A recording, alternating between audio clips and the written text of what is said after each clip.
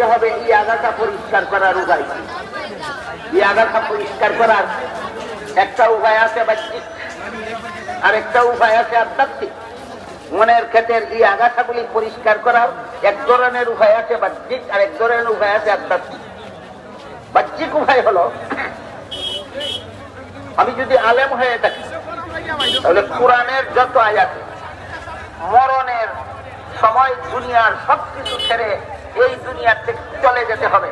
দুনিয়ার কোনো ধন সম্পদ আমার সাথে যাবে না, দুনিয়ার কোনো আত্মীয় স্বজন আমার সাথে যাবে না, দুনিয়ার কোনো বন্ধু বান্ধব আমার সাথে কবরে যাবে না। এই মর্মের যত আয়াতগুলি আছে, যত হাদিসগুলি আছে, আমি একা একা নিরিবিলি প্রতিদিন রাত্রে ঘুমাবার আগে 5 মিনিট 10 মিনিট করবো, ঘোষণা করবো। এইভাবে কোরআন হাদিসের বিষয়গুলি ঘোষণা করতে করতে আমার অন্তরে দুনিয়ার থেকে আখিরাতের প্রতি আগ্রহ সৃষ্টি হবে। এই হলো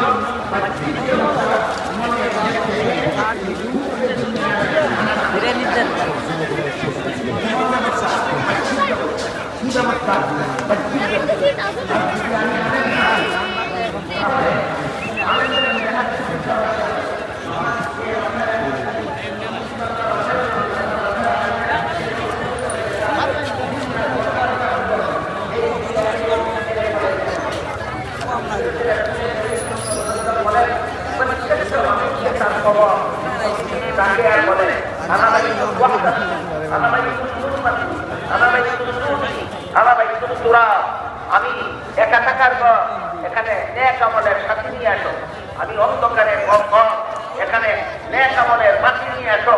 আমি সাপ মৃত্যুর পর এখানে সাপ মৃত্যুর তারাবার মতো নেক আমলের হাতিয়ার নিয়ে আসো। প্রত্যেকটা মানুষের কবর প্রতিদিন তাকে ভাবে ডাকে। এই সমস্ত